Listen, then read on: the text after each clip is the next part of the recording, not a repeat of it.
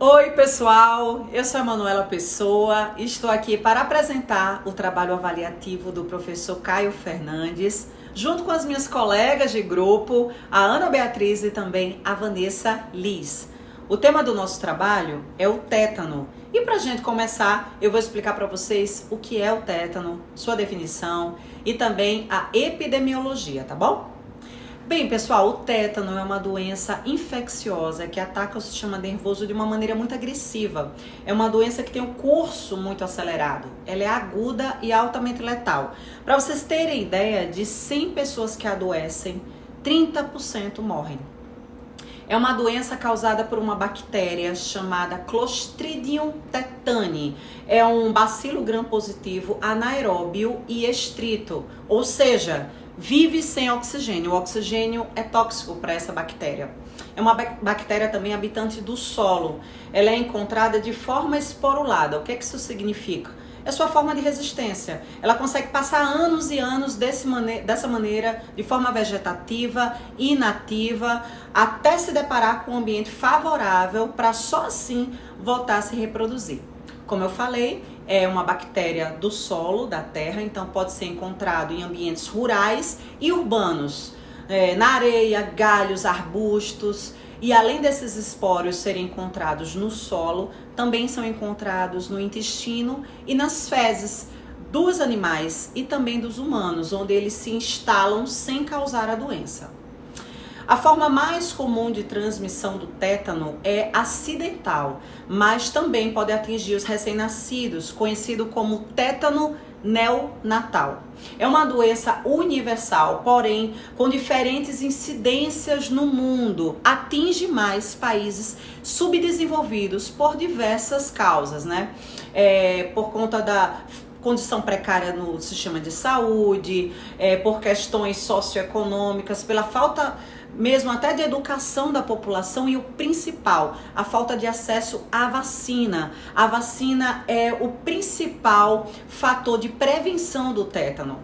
Aqui no Brasil, as últimas pesquisas aconteceram em 2019. Naquele ano, tivemos um número de 218 casos confirmados, com 30% de letalidade. Agora eu vou falar para vocês sobre esse agente etiológico que eu já citei, essa bactéria chamada de Clostridium tetani. É um bacilo capsulado, gente, que mede em torno de 4 micrômetros de comprimento. Essa bactéria produz 3 toxinas. Porém, só uma dessas toxinas é considerada pela maioria dos autores como a porção de importância na patogenia do tétano humano. É uma toxina chamada de tetanospasmina, uma proteína que apresenta alta particularidade de ação. Ela só se liga a receptores nas células nervosas, reforçando, a bactéria do tétano, ela ataca o sistema nervoso. Essa toxina tetânica, gente, é produzida no próprio interior da célula bacteriana. Ela vai passar ali de 1 a 2 dias e só vai ser liberada por permeabilidade da membrana ou então da própria ruptura da célula, pela própria ruptura da célula. Somente a forma vegetativa da bactéria é produtora da toxina, tá? E para que isso aconteça, a transformação do esporo na forma vegetativa, são necessárias baixas condições de oxirredução para a sobrevivência delas. Bom, agora vamos falar um pouquinho a respeito da transmissão. Então, a mesma acontece quando a toxina produzida pelo bacilo Clostridium tetani, ele penetra no organismo humano. Esse contato geralmente pode acontecer pela introdução dos esporos da bactéria em ferimentos. Acontece por perfurantes, principalmente contaminados com terra, com poeira e com fezes, tanto de humanos quanto de animais. De forma mais detalhada, a transmissão do tétano ele não acontece de pessoa para pessoa, e sim através de cortes, de perfurações, de queimaduras, de mordidas de animais e até mesmo por troca de seringas, de agulhas, na verdade, né? Então o risco da contaminação ele se torna bem maior. Existem 2 tipos de tétano que a gente pode pode detalhar também mais para frente. Portanto, qualquer pessoa ela corre o risco de adoecer, seja de maneira acidental, principalmente através de corte, de ferimentos e de lesões na pele, principalmente por objetos deixados no ambiente. Então, alguns objetos contaminados que podem favorecer a transmissão do tétano são eles: os metais, como pregos, latas e ferramentas agrícolas, que podem estar enferrujadas ou não. Também temos os objetos de vidro, como cacos de lâmpada e etc. Temos os objetos de madeira também, como móveis, galhos, espinhos. E também temos os objetos como os destroços de construção civil, os dejetos de algum enchente, que eles são depositados no solo e acidentalmente a gente se fere com eles, assim sendo transmitido pelo tétano e ocasionando mais para frente alguns sintomas. Em alguns locais do interior do Brasil, essa doença, o tétano neonatal, ele é conhecido como mal do umbigo ou mal dos 7 dias. Isso acontece muitas vezes por determinados costumes já antecedentes, como cuidar do coto umbilical com algumas substâncias como café, a teia de aranha, dentre outras também. Isso vem muito de costumes arraigados já desde antigamente, ou costumes já de algumas tribos ou de algumas famílias, digamos assim.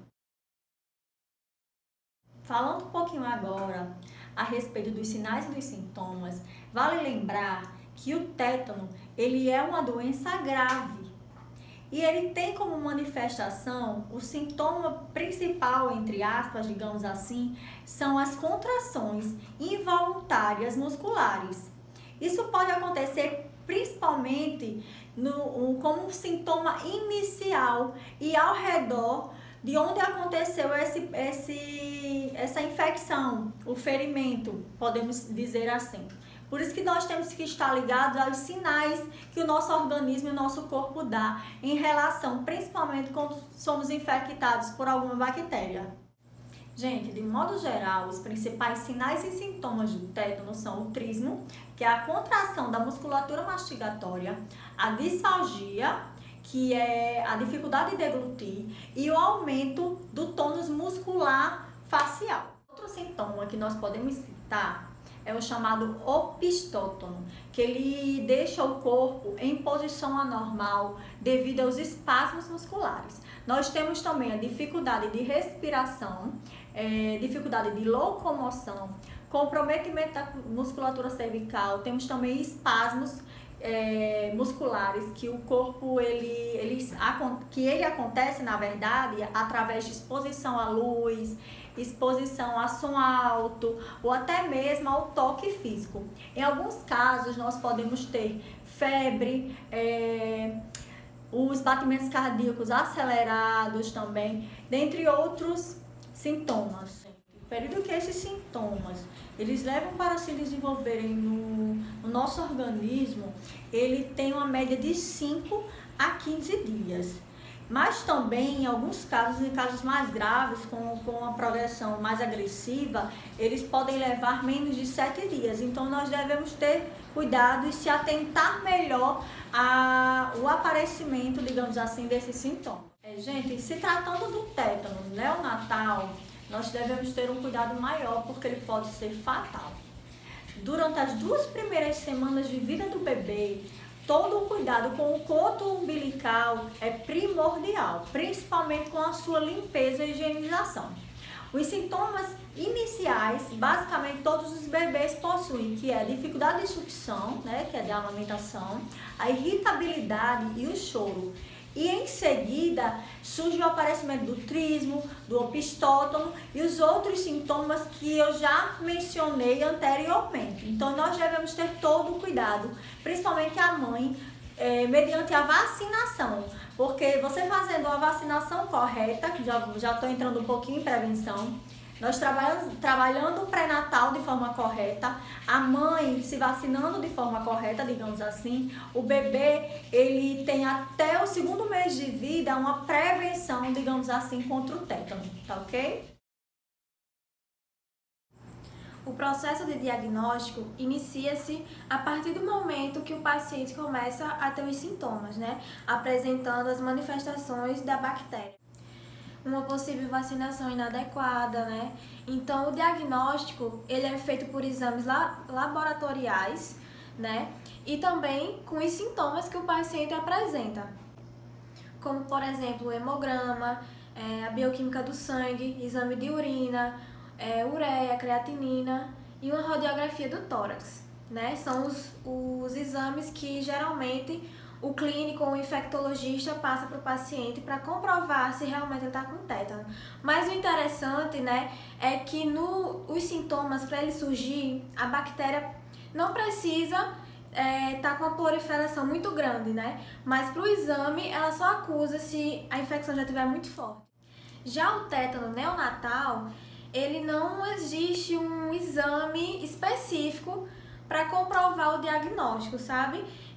Geralmente, eles diagnosticam com os sintomas mesmo que o bebê apresenta, o histórico de lesão, como foi feito o parto, se a mãe está contaminada, se teve algum objeto infectado, e é isso. Já o tétano neonatal acontece no momento do parto, né, onde o bebê pode sim ser infectado por objetos infectados, né? Não existe especificamente nenhum exame que comprove que o bebê está com tétano. Então, é um diagnóstico totalmente clínico por meio dos sintomas e o histórico de lesão. O tratamento deve ser iniciado a partir dos primeiros sintomas, para evitar o agravamento da doença. Em casos graves ou moderados, é primordial que o paciente seja entubado, evitando os espasmos musculares que prejudicam a respiração. O tecido sujo ou até mesmo já necrosado acaba propagando mais o crescimento do Clostridium tetani. E mesmo fazendo uso dos antibióticos, a única forma de evitar que essa infecção continue é fazendo desbridamento, que no caso é remover esse tecido. Uma das substâncias, né, de intervenção para tratar essa doença é a imunoglobulina tetânica humana, que serve para neutralizar as toxinas, o uso de antibióticos, que ajuda a, digamos assim, a não produzir as toxinas, né? Ela controla a produção. O relaxante muscular ele é aplicado diretamente na corrente sanguínea, com a função de aliviar as contrações dos músculos. Também fazem uso do antitoxina, que ajuda a evitar o agravamento e a destruição dos nervos. Já a ventilação mecânica é em casos mais graves, onde o paciente está entubado e os músculos já estão muito afetados. Então, ele precisa desse suporte para respirar melhor. Quando falamos de prevenção, principalmente contra o tétano, ela se faz essencial e necessária, porque devido ao longo dos anos foi estudado de que o tétano ele é uma doença evitável. Então, hoje a vacinação ela é eficaz e também disponível a todas as pessoas. Bom, os casos de tétano que são acometidos hoje em dia, eles são acometidos devido à vacinação inadequada.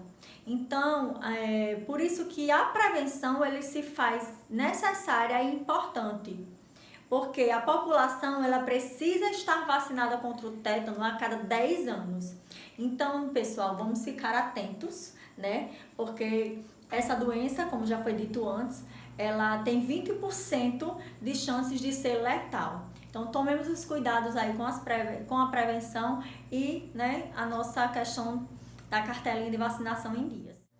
Agora, se tratando da vacinação em gestantes, é primordial que ela se vacine entre a 27ª semana e a 36ª, entre esse período, para combater, né, prevenir a contaminação na hora do parto do bebê. Independente de quando tenha sido a última vacinação da mãe, né? É importante ela tomar a Tdap, que combate 3 doenças, que é o tétano, a difteria e a coqueluche. O feto, ele desenvolve imunidade passiva dessas vacinas administradas. Nas crianças também é administrada a mesma vacina, nos primeiros meses e anos de vida. Em seguida, elas devem tomar a mesma nos 11 e 12 anos. E depois só uma dose de reforço da TD, que é outra vacina, mas que combate só 2 doenças, né? O tétano e a difteria. Então, gente, esse foi o nosso trabalho, né, sobre tétano. Espero que tenham gostado, adquirido conhecimento de alguma forma, né, que vocês levem isso para a vida de vocês, esse conhecimento. E obrigada pela atenção de vocês e boa noite.